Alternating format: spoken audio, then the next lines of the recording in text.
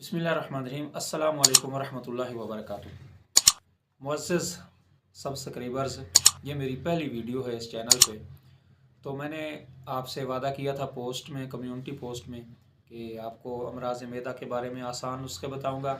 और ये चैनल सिर्फ नुस्खों का चैनल है, इसमें कोई लंबी चौड़ी बात नहीं होगी, लंबे चौड़े उन्वान नहीं होंगे। इसमें मर्ज़ बताया जाएगा और साथ ही उसका नुस्खा आसान दवाई आसान तरीके से वो आपको बताई जाएगी।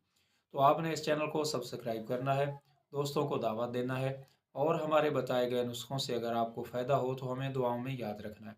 तो आज अमराज मैदा का टॉपिक शुरू करते हैं। तो आइए, पहले टॉपिक जो आजकल हमारी ग़िज़ाएँ हैं जिनमें बर्गर है, शावरमा है और पता नहीं पकौड़ा है, समोसा है, वो हम खाते हैं।